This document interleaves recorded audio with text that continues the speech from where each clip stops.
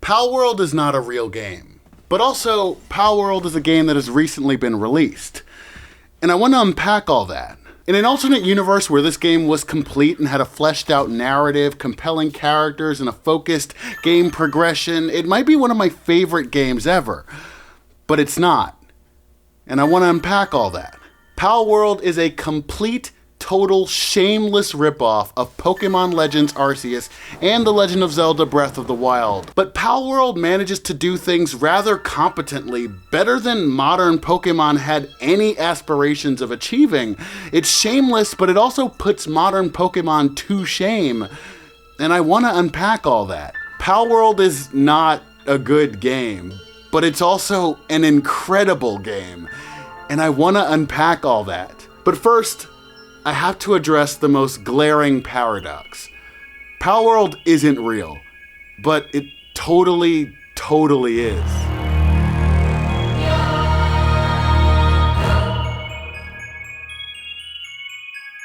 It's hard to judge Palworld for what it isn't, because what it isn't is temporary. Palworld is currently out in early access, and it has some incredible jank.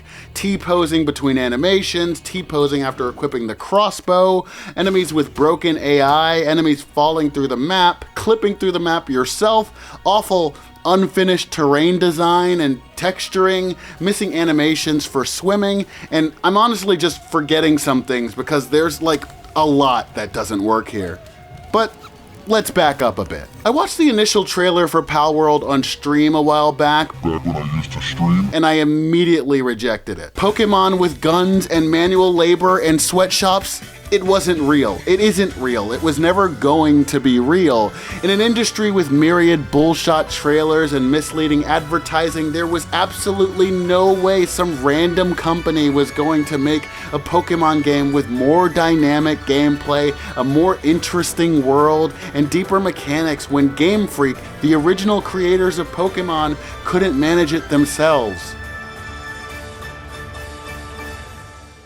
I mean, we are right now coming off the heels of The Day Before, one of the biggest bait and switches in modern video game history, so I don't think my skepticism was unfounded. I straight up forgot about this game for like 2 years, then suddenly Xbox puts out a trailer revealing the game is coming out in early access on Friday, January 19th, 2024. The game came out, and it took the internet by storm, or at least that's what Yang Ye's thumbnail is telling me. I'm not surprised that this is the kind of game that would really take to people. It's got the clickbait thumbnail fodder Pokemon with guns, it's got the cute creature designs, it's got the Minecraft and Ark Survival Evolved survival mechanics, it's got the wacky character creator, it's got multiplayer to allow streamers to play with friends. Too bad I'm not a streamer, huh? I do hope though that people aren't misled into thinking this game is immaculate just because it's popular. It's still an unfinished early access mess that we don't know will ever be complete.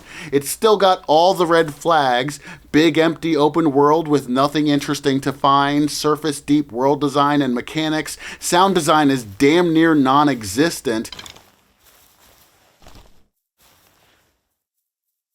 Creatures that feel less part of their environment and more like they just spawned where a computer told them to spawn. Lore in place of story or well-written characters. The game crashes now and then, especially if you're using a VPN with Game Pass. All of this might change in the future, but also it might not. So for now, in my head at least, Palworld is Schrodinger's cat, simultaneously dead and alive until months, maybe years down the line when we finally get to open the box.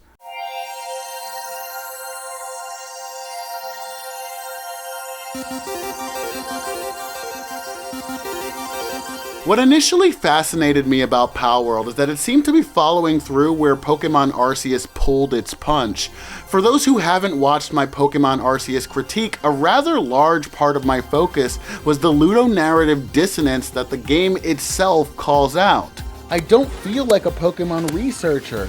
I don't even feel like a trainer most of the time. I feel like a poacher, going around ripping Pokemon from their homes and families and oftentimes selling them off to work tirelessly for the organization back in Jubilife City, or to act as my shield in battle. You're supposed to be a researcher, doing what you can to understand Pokemon, what they are, their unique behaviors, but you spend the entire game pestering, terrorizing, and stealing them from their homes. You know, like a poacher.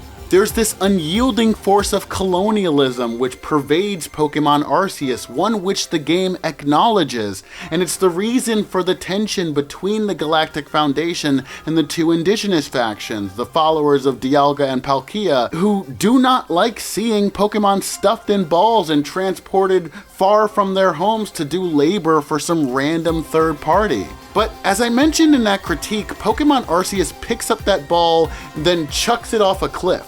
It doesn't want you to think about those implications. What's really striking me in this initial 15 minutes of the game is the xenophobia. I know I mentioned this in the critique, but I really want to hammer home the xenophobia is a feature of the Galaxy team. When you first show up in this place, no one likes you. Everyone's suspicious of you, no one wants you to be a part of it, and the only way to escape that is by joining the Galaxy team and giving them your labor. She starts getting all ultra-capitalist on you, like you're effectively a refugee and an emancipated minor. But she's all like, well, you've got to earn your keep or we'll let you starve and die. I want to stress that this is a feature, guys. I'm not just doing like, annoying leftist, like reading too much into things. It's built into the game. It's written into the game intentionally. There's a reason why no one trusts you when you first show up. And that's because the Galaxy team has sort of postured itself as this colonial influence in the region that is very wary of outsiders. I'm just kind of struck by that. And the only way, again, to escape it is by giving your labor, just like the Pokemon do. It's very interesting to me that the game wants you to sympathize with this group. Even though the Galaxy team does end up being sort of corrupt later, they're still a redeemable organization. They're not portrayed as evil. They're just portrayed as kind of harsh but fair. I realized how weird it was, right? If the game wants us to like and care about these Pokemon, why the fuck is the player character working for the Galactic Foundation and not for one of the indigenous tribes? I think on a fundamental level, the creators of Pokemon let this sort of neoliberal, everything will work itself out fantasy mentally permeate the design of the game and the world itself. The game puts you in the Galaxy team headquarters, which is instantly suspicious of you, has this colonial xenophobia built into it where they don't trust Pokemon because they're wild and untamed, and they don't trust you because they don't recognize you and you're from somewhere else, and they literally send you off to go possibly die doing something that no one else has been able to do by their own admission, just to prove that you should be able to shelter with them. It kind of blows my mind. I think it's just this neoliberal view of the world where you work for your keep regardless of whether you're 15 or not. Work is the only way to prove yourself in the eyes of the society, except when something random happens that is completely out of your control and the entire society blames you for it. The next morning, oh no!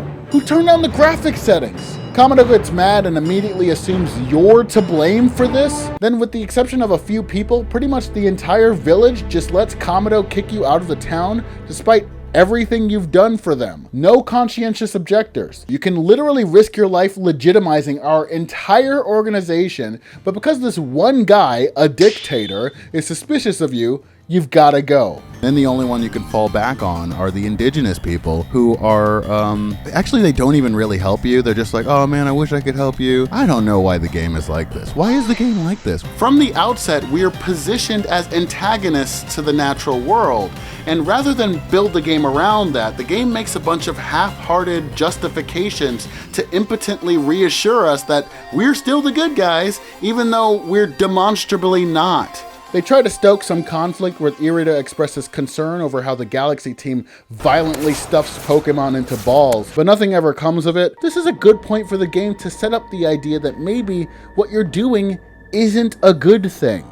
Maybe, in the name of research, we've been terrorizing these creatures and the final act of the game can explore that realization and self-reflection.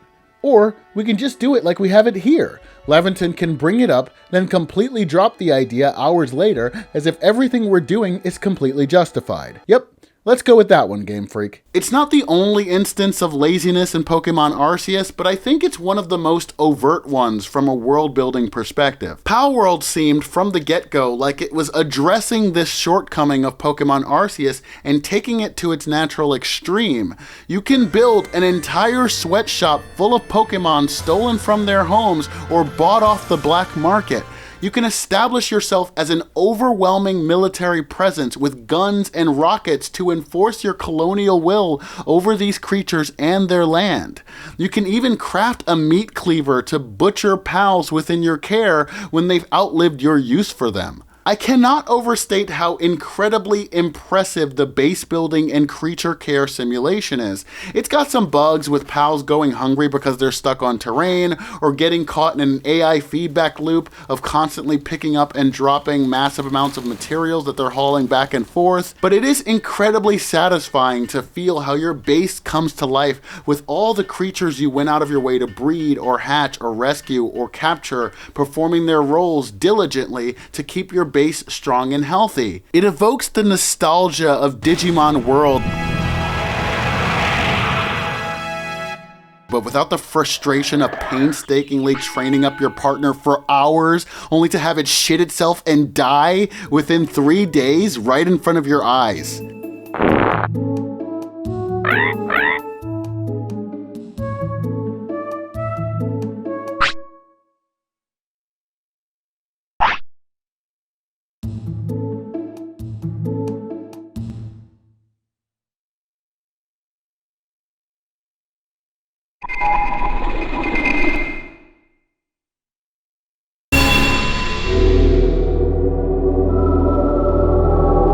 Palworld is aware of the colonial implications, which is really why I wish this game had, like, any story at all. I'd go as far as to say that Palworld wants you to become the bad guy. Palworld wants you to steal pals, sell them on the black market, build a factory of autonomous, unpaid workers, and systematically kill or butcher pals for resources. There's even a mental health stat which goes down due to overwork, lack of food, and lack of sleep. Pals can get hungry, pals can get tired, pals can get injured while working, pals can have mental health events which impede their work. I even got a notification saying that one of my pals had started stress eating. I don't even know what I was supposed to do in that situation. This shit is kind of amazing, and for those who will play hundreds of hours more than I ever will, I can imagine they'll get a lot of fun out of toying with and managing these intricate systems. This is the core of the game, and this creature simulator absolutely puts both Pokemon Arceus and Scarlet and Violet to shame. We have never seen this level of depth put into caring for our creatures in any mainline Pokemon game, unless you count the RNG hell that is IV breeding and EV training, which I absolutely do not. These base building and creature simulation systems truly make the creatures feel alive, unique, and like they have a personality, and I found myself consistently amazed at how well it all came together. Battles can also feel really good and thrilling once everything comes together. Unlike Pokemon Arceus or Scarlet and Violet or even Sun and Moon, which I actually like, ride Pokemon aren't given to you, but you have to find them yourself and craft the requisite materials to allow them to be ridden or used in other ways, like as a glider or a rocket launcher. This makes each pal you catch feel special. There's an intentionality to your relationship with them. Of the several ride pals that I used, only riding on Arsox or Dynasum ever really felt good. Generally, it feels too slow and there's a lack of audio-visual feedback. Being able to directly command them felt pretty good, and these pals are generally more powerful than the player's archaic tools. And get this, hope Pokemon Arceus is taking notes, you can actually throw your balls and use other tools while you're on your mount's back. When you're riding on Basculegion, you're suddenly allowed to lock onto Pokemon and throw objects. You cannot do this when riding on any other Pokemon, and there is no in-world explanation for why this is the case. The out-of-world reason for this is that they didn't bother to think of interesting ways to design the open-world mechanics around massive bodies of water. You need to be able to catch water Pokemon, right? So instead of tackling that design problem with some creative solutions, they were just like, oh yeah, you can throw balls and lock on now, but only on Basculegion. It's just so lazy. In any case, my favorite way to battle was to have a pal follow me around the world and ambiently attack as I led. Oh, that's right, in this game, your partners actually fucking follow you throughout the open world, and you can pet them and feed them in the open world. Who would have thought such technology was even possible? Definitely not fucking Game Freak. This leads to some, shenanigans when my pals accidentally kill random people in a village.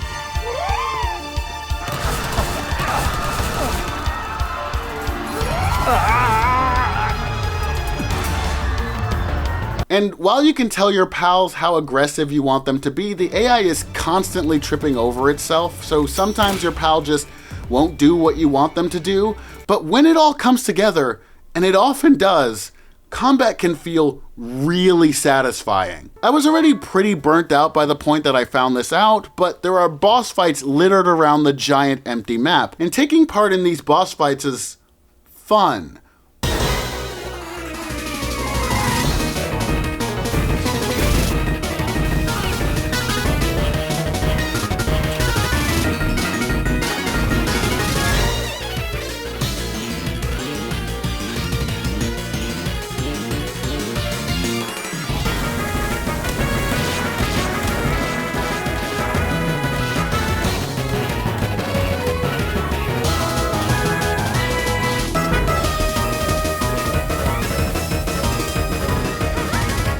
It's just, there's no greater commentary to be made. It's fun. It's fun to see my pals floating around me, doing their attacks as I dodge to make sure I don't get murked by some stray bolt of fire or electricity. With Arceus, I criticized how the open world and turn-based elements were jammed together without any sense of care, thought, or cohesion. Actually, they weren't even jammed together so much as sloppily placed next to each other while the designers walked away hoping no one would acknowledge how disjointed it all was. It's taking two disparate systems, each with its own underlying language and rhythm, and gluing them together without taking the time or effort to meld them in a seamless way. In a design sense, the two systems simply do not complement one another. In some cases, the two systems entirely replace each other. The two systems don't complement each other whatsoever, and the action boss fights, which were fun, revolved around the stupid as hell mechanic of throwing food at raging beasts in order to calm them down, which of course makes total logical sense. Arceus was uninterested in presenting a system that made sense in the context of its world. There are many PG ways that Arceus could have had players interact with the battles instead of throwing food, net guns, setting traps, or designing the bosses as puzzles, among other ways. They just didn't bother. They went with the laziest option, as always, in the modern Pokemon games. Since Palworld isn't PG, it's rated T in fact, they can just straight up have guns in the game. Bows, arrows, crossbows, and assault rifles, they don't pull any punches, and there's also thought placed into how battles flow with all of these options. The pals feel meaningful in battle, but the player feels meaningful as well. You can even craft necklaces to have more than just one pal out at any given time, but you can only have 5 pals in your party, so I still had to put thought into the composition of my team. During Palworld's boss fights, I felt all the fun that I had during Pokemon Arceus and then some, because this world and these systems were much, much deeper. And I could feel that even with the game in this unfinished state, so unfinished that 2 different battle themes would be playing at once,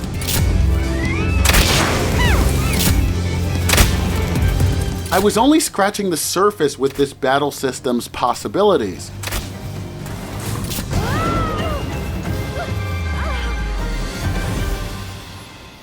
Pal behavior in the open world is still bare bones as heck, but even this manages to be deeper than Pokemon Arceus or Scarlet and Violet. Pals don't have nests or dens or swimming animation, but flying pals actually exist in the world and don't just disappear when you scare them. Occasionally they land on the ground to roost or sleep. I've even seen pals performing lounging or grazing animations, and I even think eating dead bodies to restore health?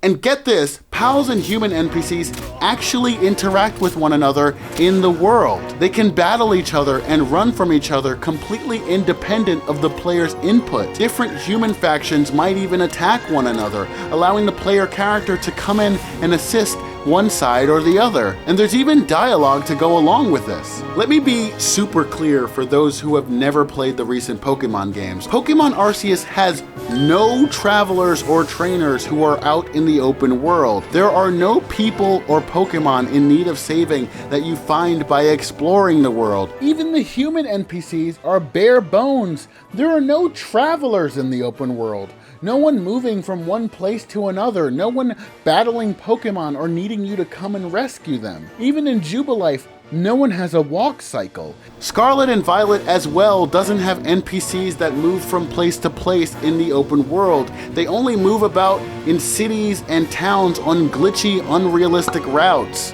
And Scarlet and Violet still doesn't have NPC events like wild Pokemon terrorizing humans or human factions pestering Pokemon. Even the giant beast Pokemon in the game are contained to very specific areas where they are unable to interact with any other NPCs in the game. Where giant Pokemon escape from the future but mostly keep to themselves and don't really bother anyone or terrorize towns or anything because that's too hard to build a game around. This was an intentional choice to avoid having to account for complex AI or instances where NPCs come into contact with one another. Palworld, I would say, is built foundationally on this level of interaction. It creates a level of dynamism because while I mostly played on hard mode and was underleveled for most of the areas I explored, I could do things like lure the poachers toward the larger, more powerful pals so that the pals would fight the battles for me. This is a level of interaction Pokemon Arceus could not even dream of having.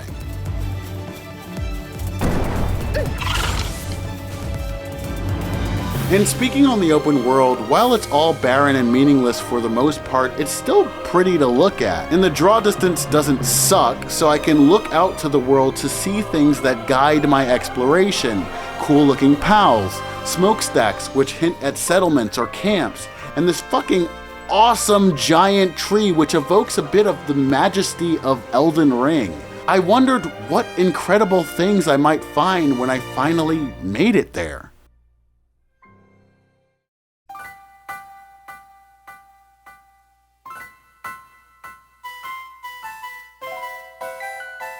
I think the main issue with Palworld is that in its current state, the game has nothing to say. The game wants you to be bad, but doesn't have any input on what that means with respect to the world. The game has evil factions and black marketeers and sketchy ass legitimate pal traders, but none of it means anything. It's the same vapidness you find in Hogwarts Legacy, which, for the record, I didn't buy, where you have all the aesthetics of a deep, vivid world, but none of the substance. You set down chairs, but you can't sit in them. You can kill with impunity and leave Hogwarts whenever you want and travel to the Forbidden Forest, and this is the funniest one. You can just walk into the restricted section of the library after that one mission, which makes a big deal out of how you have to sneak because you're not supposed to be there. It's very funny. And it's the result of a world that doesn't think deeply enough to consider its own consequences, kind of like Harry Potter itself. These might be nitpicks to some people, but I think it really matters when you're talking about consistent, deep, meaningful rules and world design, and everyone can appreciate when it's done well,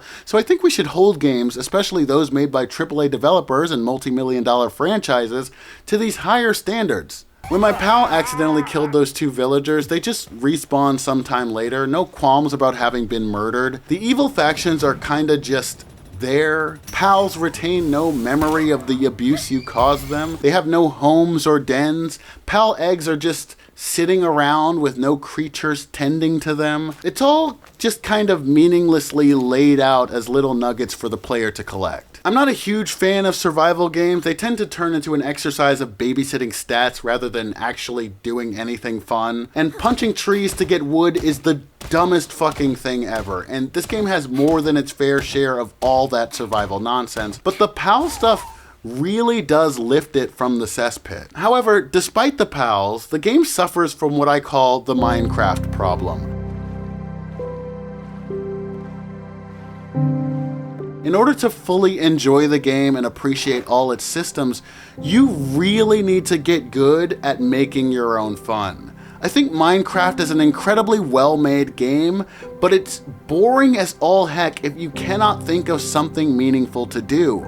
You have to direct the game, you need to give yourself a project. And there's probably a video essay to be made about how our relationship to games like these reflects our relationship to work and commerce in the real world, but I'm not doing that right now. I wanted to tease out Palworld systems to see how deep they were compared to Pokemon, so I imposed some very specific and annoying rules on my character. Firstly, I was playing mostly on hard mode. Secondly, I could not directly cause harm to any pals by attacking them, killing them, or even by uprooting them. This meant I was not allowed to capture any pals. In order to obtain them, I had to seek other means. I wanted to be the good survivalist who did right by the world around me. Unfortunately, I don't think the game's systems were deep enough to keep this fantasy of mine going, and within the first few hours, I could already feel my interest waning. As I played more with the systems and leveled up more, I managed to sustain that interest, but I was only able to move forward when I kept my self-made goals in mind.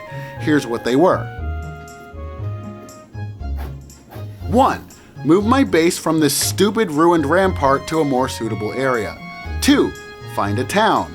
3. Hatch my first pal. 4. Obtain a mount. 5. Evolve a pal. 6. Reach the giant tree. Simple goals, but they kept me going for many, many hours. 29 hours, apparently, at the time of writing this sentence. So we're going to use these goals as thematic anchors to run through my experience.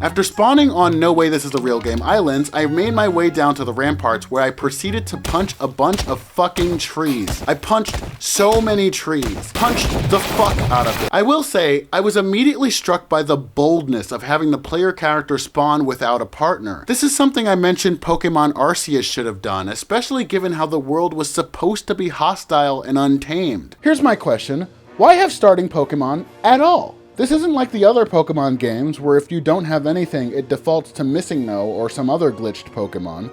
This is the first game, I think, where you can be directly targeted and attacked without initiating a battle. It would also help deal with the issues surrounding the town's relationships with the Pokemon in the town.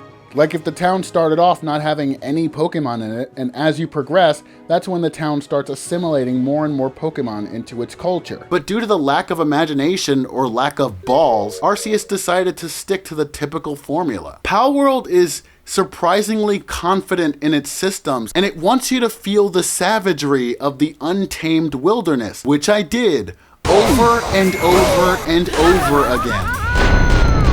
But not in the first few hours. Most of the pals in the initial area aren't hostile, which gave me some space to play around with the crafting and movement systems. Like in Breath of the Wild, which again, this game is aping even harder than I remember Arceus aping it, you can climb pretty much any sheer surface at the cost of stamina. You can also swim, jump, baseball slide, dodge flip, attack with the melee or ranged items, glide, among other things. Because of the non-violent, non-disruptive way I wanted to play, it took me quite a while to get my first pal. Some might give me shit for playing the game in a way that it wasn't intended, but I disagree. Firstly, as I mentioned before, I think the game is calling specific attention to the difference between someone who lives in harmony with the pals and an over-militarized settler colonial state. So for the game to create systems where that dichotomy is possible to explore would be excellent. But, it doesn't. It has a few, namely that you can rescue captured pals from poachers, but that's kind of it.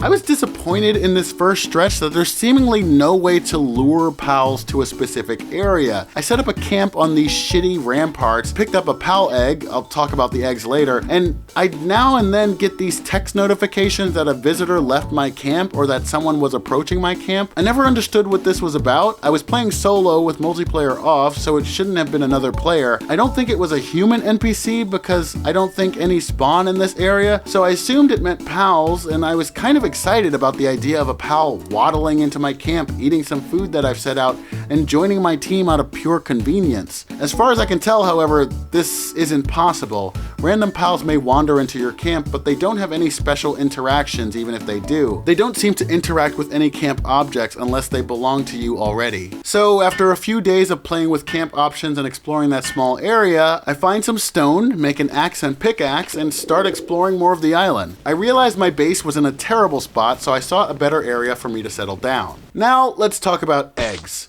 In keeping with the moral system I thought up for my experience with this game, I don't want to just steal pals from their homes. The thing is, pals don't have homes. Just like in Pokemon Arceus and Scarlet and Violet, pals don't have dens or nests or places that they move to for shelter. None of the NPCs do, in fact. I've seen human NPCs just fall asleep on the spot when nighttime arises, which I guess is still better than Pokemon Arceus, where Pokemon will just disappear when the time of day changes. In games like Metal Gear Solid 5 or Death Stranding, when time of day or weather changes, NPCs will seek out shelter or a bed to sleep in. And they do this in real time, so you can watch them move from one place to another. I find it odd that in a game like Palworld, where you can see pals move from workstation to workstation at the camp, there isn't more complex, realistic AI for shelter and homes for the NPCs out in the world. Almost like it was an afterthought. Anyway, because the NPCs have no homes or dens or nests or shelters, there's no sense of possession or ownership or territory. So when you see an egg just like sitting there out in the world, no pals around it, no mama pals tending to it, kind of feels like it's just been abandoned, right? So it's not stealing if I just nick that egg with the plan to hatch it later. I'm doing nature a favor. It takes a while to unlock an egg incubator, however, and in a recent update, I believe they made it even more difficult, so that goal of hatching an egg isn't coming for some time. When I say I spent ages without a pal to call my own, I mean ages.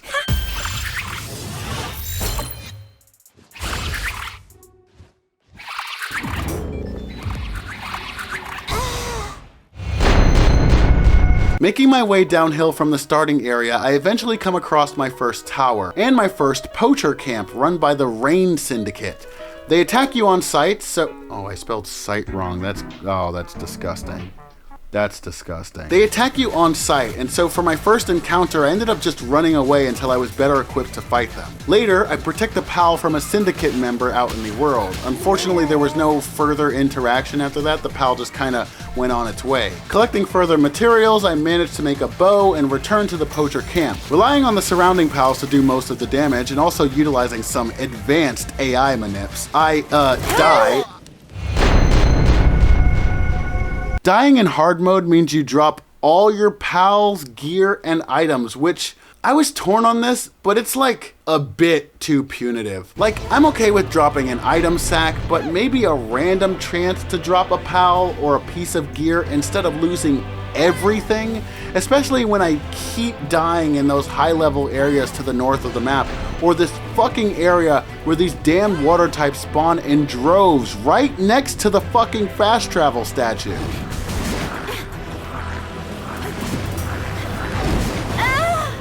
There was even a point where I thought my dropped items were basically unobtainable because of the shitty terrain design, where I couldn't climb on this mountain even though I should totally be able to climb on this mountain. I managed to finesse it, but I can easily see this system breaking and pals being lost for good with some of the shoddy terrain work in certain areas of the game. Heading back to the poacher camp, I once more relied on nearby pals and AI manips, these guys are particularly prone to breaking, to make quick work of the poachers. Then I approached the cage in the center, preparing to release the pal back into the wild. Instead, much to my surprise, the pal, Nox, immediately joined my party. So suddenly, I found myself with my first partner after about 2 hours of gameplay, obtained completely non-violently. Well, okay, violence against humans is alright, as long as they attack first or they are committing harm to nearby pals. I am always morally correct, by the way. So I have my first partner, but I still haven't crossed any of the items off my list, so Nox and I have a fair bit of exploring to do. I have to say, I pretty much love the way pals follow you in the open world. It feels very much like they are actually your partner. Be reminded that in Arceus, your partners cannot follow you out and about. When thrown from their ball, they stay in a specific area or perform a simple task before eventually being called back. In Sword and Shield, your partner follows you at such a stupidly slow walking speed that you basically forget they're even there. In Palworld, the pals, and it didn't seem to matter which one I threw out, will follow alongside you, occasionally running ahead of you like a real fucking animal. And when they get stuck on terrain, they may warp back to your location. You can only call one pal out at a time without specific key items, and you can call the pal back into the sphere, at any time. And the way battles work creates many interesting instances where, because I'm worried about my pal being knocked out, I'll call it back to the ball before retreating. Oh my god! It just blew up. Why did you oh no, Nox, get back here. At this point, I didn't know what would happen if my pal was knocked out. I was worried that it might die for good, so I wanted to avoid the chance of that happening by keeping Nox safely in its sphere when things got too dangerous. You can also assign pals to specific tasks by throwing their ball at certain items, a la Pokemon Arceus. The task which can be performed depends on the pal thrown. Each pal has several traits and skills, and since their behavior is largely automatic, you start to get a sense of personality from each different type. Speaking of personality, I want to jump ahead just a bit. I mentioned these pieces of shit before. They spawn all around the fast travel point and immediately aggro onto you with attacks that are incredibly difficult to dodge. I lost all my pals around here and spent legitimately like 10 to 15 minutes trying to navigate through this mess just to get my pals back. After getting my pals back, I threw one of them out, this cutie Dinossum Lux, and it seemed like these frog fuckers got scared? I don't know if anyone remembers my little Dreams Pokemon mock-up thing I did, but one of the ideas I had was for partners to show they're afraid when near a creature or environment whose type they are weak against. Back to Palworld, I thought that's what I was witnessing, because suddenly, instead of being aggro, these frog fuckers started running away. Eventually they started attacking, so I'm not sure if this was just a glitch or something, but that level of depth to creature behavior is what I really want to start seeing from this kind of game. It's a damn shame that the most we get from a multi-million-dollar franchise are creatures that waddle around, occasionally running away or attacking you within a 15-foot radius. One super cool thing is that the Rain Syndicate assholes at higher levels might have pals of their own, so when they aggro onto you, they throw out their pals and begin a relentless onslaught until they take you down. There's something genuinely thrilling about seeing them throw out their mons and begin to chase you down as the music kicks in. And by the time I came back around here, they ended up killing a bunch of the creatures in the forest. Anyway, with Nox in tow, I come upon some more brick masonry which appears like the outside of a castle. Cool, I think to myself. A castle would be an awesome place to set up a camp. However, there was no castle, just a few walls. And on the other side, I find members of a new faction, People for the Protection of Pals. Okay, so I was very wrong when writing the script. I actually don't encounter the cult, the People for the Protection of Pals, until like 8 hours after finding the castle. I don't know how I thought these two events happened right after each other. I think the environments just look very similar, so I got confused. Given their name, I thought they'd be a friendly faction, but they're not. I don't really know their lore. It may be in one of the data logs I picked up and I couldn't be bothered to read. I did find it funny that one of the places these guys spawn is called Hypocrite Hill. That's cute. But yeah, I don't know what their deal is, except that they tend to be stronger than the Rain Syndicate guys, and they don't seem to have any pals of their own except for the ones they keep in cages. Oh, and this initial encounter was glitchy as hell, with one of the guys falling out of the map.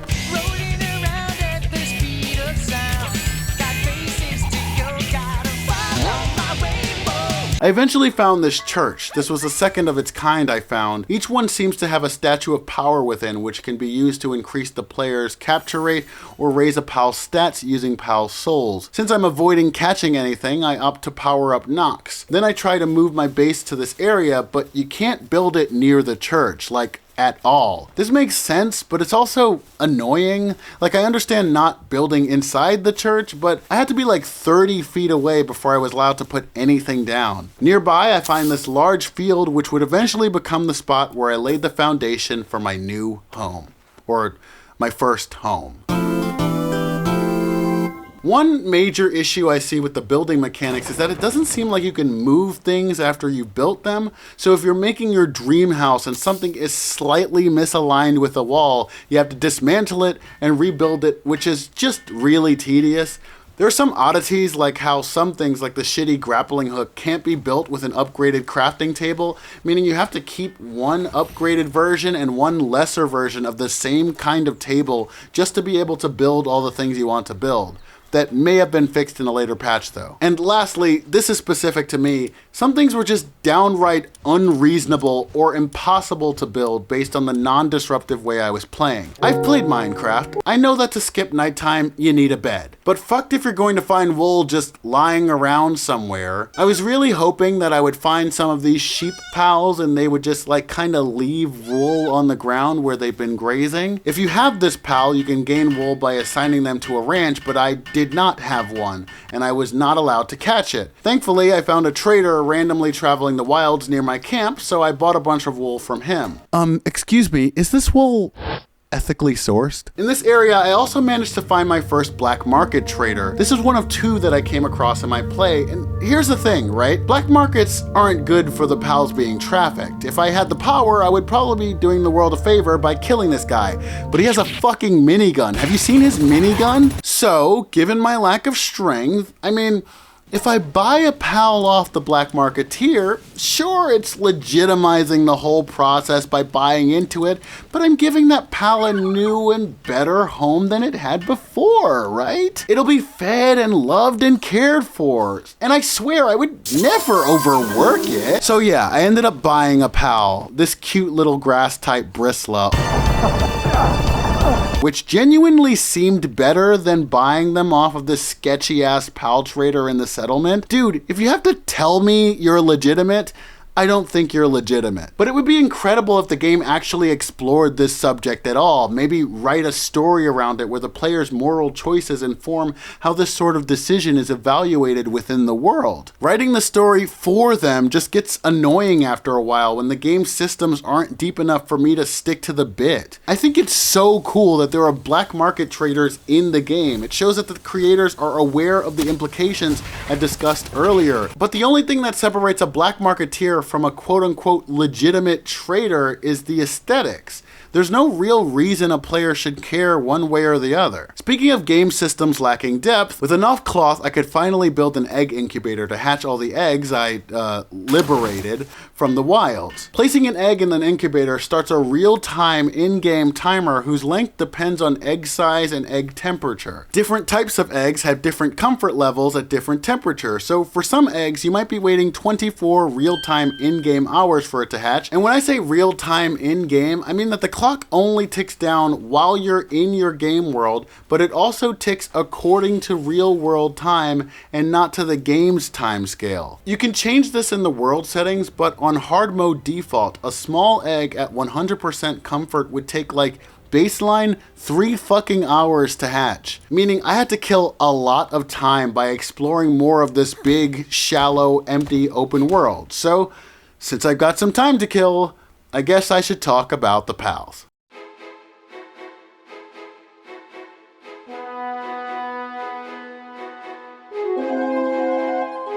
So, Palworld is just a straight ripoff of Pokemon. From the top down, the aesthetic, the world design, the naming conventions, the PAL designs, the boss design, it is absolutely shameless. But I don't hate it. In fact, I pretty much liked every PAL design I saw. Each PAL has the majesty of a Digimon design, with the weird symbols, techno-magical coolness, and dinosaur-like intrigue, but with basically a direct line that can be traced back to some fan-favorite Pokemon. Genuinely, I can't think of a single design I didn't like. With Pokemon, it feels a lot more hit and miss, regardless of generation. Some Pokemon look awesome as fuck, some look cute as heck, some feel lazy or derivative, and some are Palkia from Pokemon Arceus. Even in Scarlet and Violet, I managed to find some designs that I like, but with the Dexit tragedy and the ongoing laziness of the franchise, and the fact that so many entire Pokemon are shoehorned into a different version of the same game for no real reason, it becomes really hard to appreciate the good or even average designs. I think there's also something to be said for the amount of depth in design, personality, and gameplay significance you can work into a game where you have fewer creatures to work with. If the PAL deck is accurate, there are only 111 PALs in the game, not including type variants for certain PALs, and it shows! I've been saying over and over again that if Game Freak made a Pokemon game with something like 80 to 120 Pokemon in it, they could still fill out the world, but put more time and energy into making each Pokemon really feel like it belonged to its environment, with AI and behavior that made Pokemon feel unique and alive and part of its world. That is, of course, assuming the problem isn't total creative bankruptcy. If they refuse to make all the Pokemon available in a single game again, and just to be clear, they can do it, they just refuse to, the least they could do is make a spin-off with the mechanics of an Arceus or a mainline Pokemon game, but with the depth and vigor of a Pokemon Snap. While I obviously haven't seen every creature in Palworld, and I don't plan to, it is meaningful that I can find a Denosum Lux in a cage, free it from poachers, have it run alongside me or chop wood for me back at camp, and get to know its idiosyncrasies, like how it tends to overwork itself and lose sanity faster than my other pals. I set 2 eggs in my first 2 incubators after buying cloth, and from those eggs hatched Daydream and Serpent. I also managed to free a Floppy from a cage. My major short-term goals from these points became to craft necklaces for Floppy and Daydream so they would follow me around even when I had another partner Pokemon out of their ball. With Serpent, and later this Arsox and Malpaca I freed and hatched respectively, I worked as hard as I could to build saddles so I could ride them. Each PAL felt unique, and while I couldn't spend the same amount of time with them all, I found a few that I really loved. Nox being my first partner, the PAL that I freed from a gang of syndicate thugs holding it captive, was a staple in my party.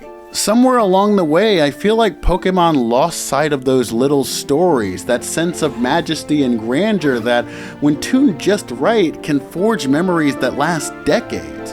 I can only hope that we get there again someday. The magic returns and we find an experience with depth and meaning, one worth taking part in, one worth remembering.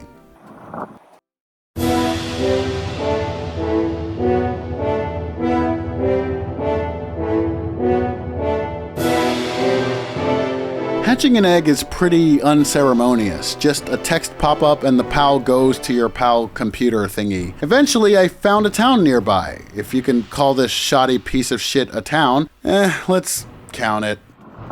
This is where that sketchy-ass PAL trader was. This is also where my PAL killed those 2 NPCs by accident, but we're moving on from that. With most of my goals complete, all there was left to do was reach that large, mysterious tree in the distance. Oh, and evolve a PAL, but at the time of writing, I still haven't done that. I don't even know if that's possible.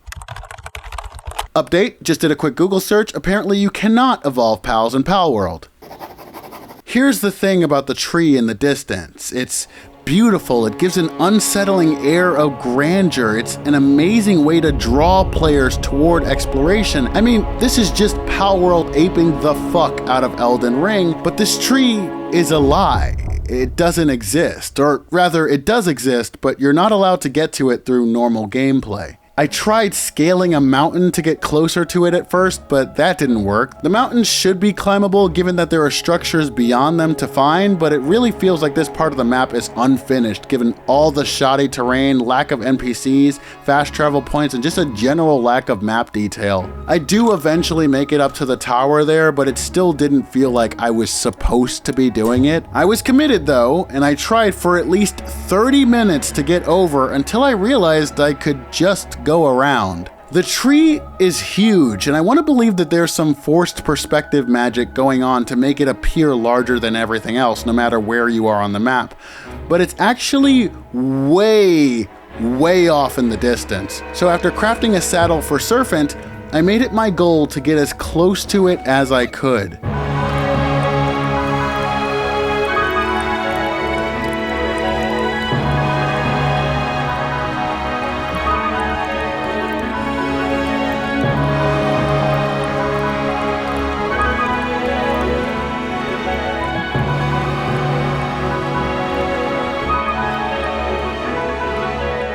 This is as far as I could get before hitting an invisible wall. Actually, it's a visible invisible wall. It's like a battlefield wall that tells you that you're not supposed to be. It's like a wall. It's an actual wall, but it's invisible, but you can see. It is possible to glitch your way farther. Send some love to YouTuber Nact Cannon for showing this off. But it's still basically impossible to actually reach the tree. You cannot touch it. You cannot hug it. The tree is a large, mysterious prop, like everything else in this world. Palworld, for all its strengths, is on a fundamental level a broken, barren, shallow open world with nothing meaningful to do and even less to say.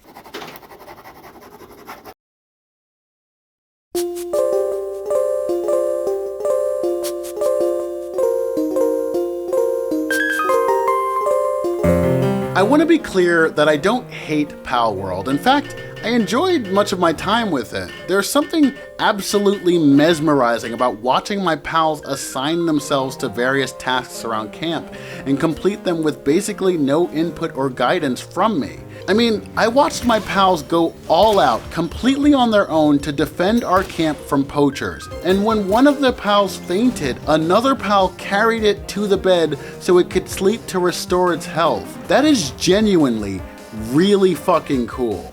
I liked the PAL designs, I liked the way certain aspects felt, and I think in many ways it showcases the shortcomings and failures of other similar games like Pokemon Arceus and Pokemon Scarlet and Violet. But the thinness of the world's systems really started to grate on me. Playing with my admittedly annoying rules, I absolutely could not find a way to build a hot spring. Hot springs are necessary to help pals replenish their sanity, and since I wasn't building a sweatshop, giving pals a place to relax was important. To build a hot spring, you need pal fluids, which you get from water types, so I assumed I could find a water type, have it graze in the ranch a bit, and I could get fluids that way. But no, there's no way to get pal fluids aside from killing, capturing, or freeing pals. I managed to get a grand total of 3 pal fluids using my non-disruptive method, freeing a pal from one of the cultists. One of them I didn't even find until I already had no use for it. And I suppose you could say I could get more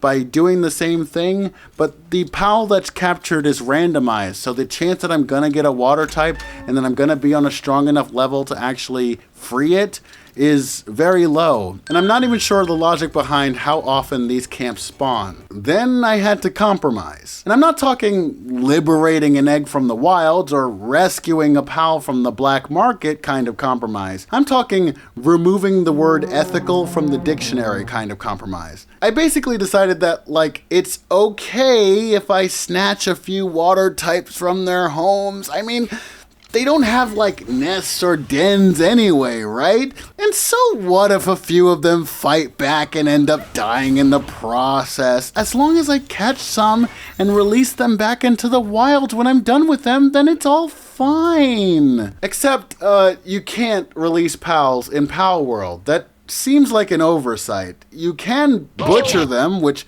kind of defeats the purpose, but you can't release them. So my next best bet was to find the legitimate pal trader in that one settlement I stumbled upon and sell the pals to him. Totally not sketchy. I am certain he'll make sure they find their ways to good homes. Also, if a pal attacks me first, I'm kind of allowed to kill it in self-defense, right? I mean, I've already done it several times. Fuck Rush Roar with a big metal stick, but like, what if I cause a pal to attack me and then I kill it? Okay, what if I cause a pal to attack me then beat it within an inch of its life, then catch it. I'm practically saving it at that point. Otherwise, it would be dead due to its own savagery and recklessness. And it's just like that, dear viewer, that I become the bad guy. I became the colonialist, civilizing the wilds by any means necessary. In all seriousness, I made a habit of doing that last thing, beating a pal half to death, then catching it just before it died. Obviously, a lot of pals died this way, but it would be so incredibly interesting if the game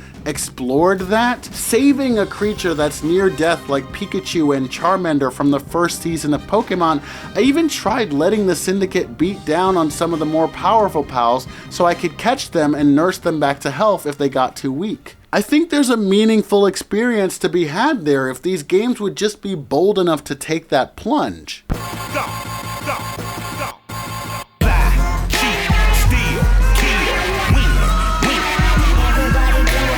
So, as with anything that exists on the internet, there's been controversy.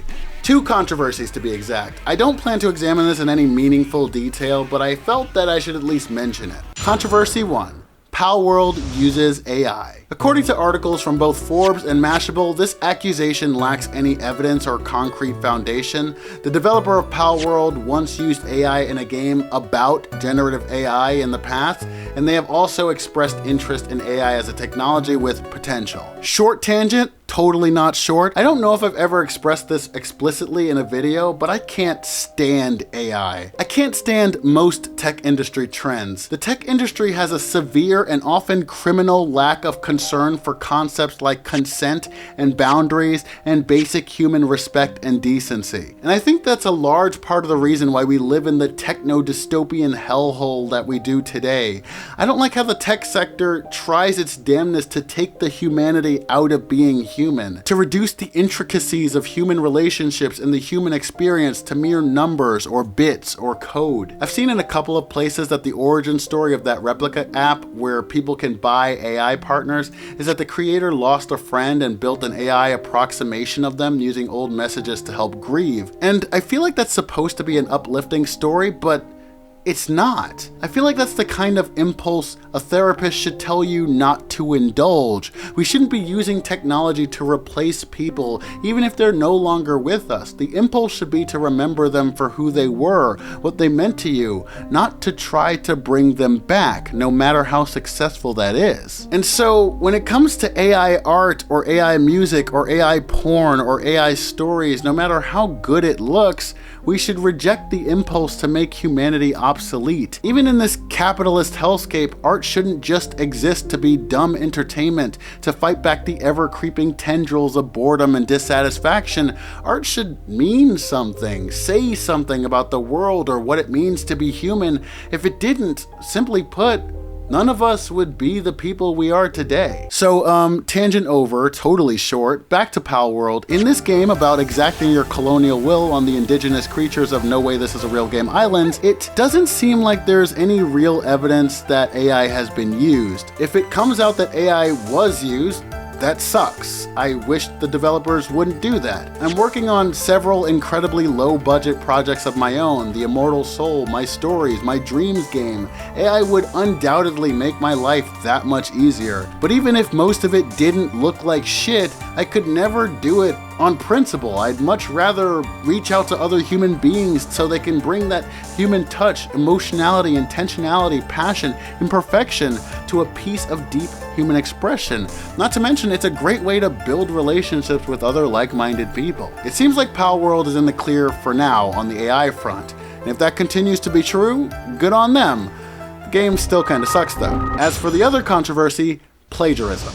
A huge buzzword these days following H-Bomber Guy's incredible video on the subject. Everyone seems to be on the lookout for the next big scumbag. I haven't really looked at the evidence here myself, but there are somewhat credible claims that parts of models may have been ripped wholesale from Pokemon and used in Palworld. Here's the thing. This may be true, and given the uncanny similarities between the PAL designs and the Pokemon designs, it feels like it is true. But indeed, because the PAL and Pokemon designs are so incredibly similar on a conceptual level, I cannot for 1 second believe that the Palworld creators would be so dumb and so brazen as to actually rip data from Pokemon to make these designs. Like, no one can be that stupid.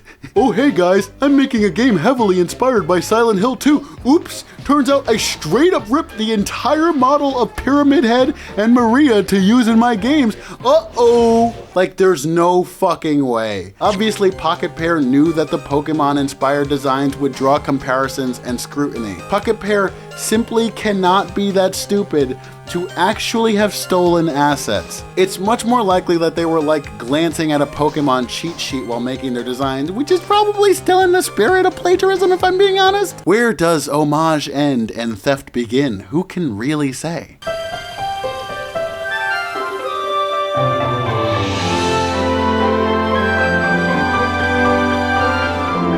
At the time of writing, this is how much of the Palworld world I've explored. I might go on to play a few more hours of Palworld after putting this out. There are aspects about my world, the camp specifically, that I'm going to miss. I thought I was done with the game. I'd extracted about as much fun as I could from it until I decided that I was on a high enough level to try out some of these dungeons and towers. I ended up finding another pretty pathetic settlement. The dungeons suck too. It's more of the same, exploring a big, empty, uninteresting area, some of which seem to have exactly the same layout as others until you find a pal that you need to capture or defeat to open the way forward.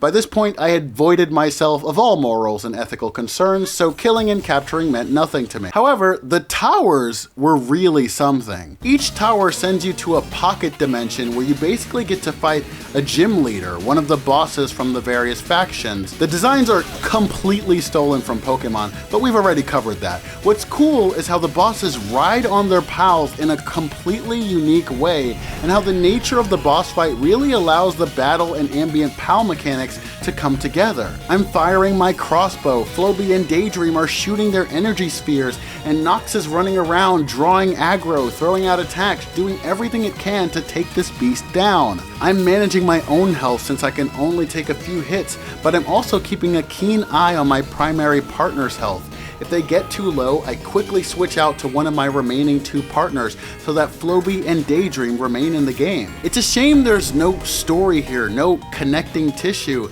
and that because of the level scaling and random placement, these towers can be easily missed or overlooked. The base building mechanics are one thing, but this is where the other side of the game really shines. Update, at the time of finishing this script, I found 3 more towers, all of which were too high level for me to feel like grinding for. But I did finally manage to beat the grass gym leader on hard, which felt pretty good. If Palworld were more focused, maybe dumbed down the survival and open world aspects to create a more linear game with a firmer progression path, I feel like there could be something amazing here. With a good narrative, a good game flow, deeper systems, and a more meaningful sense of exploration, this game truly might have been one of the best games I'd ever played.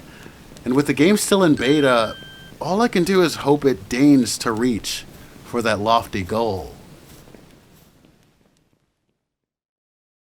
But, you know, it's still better than Pokemon Arceus.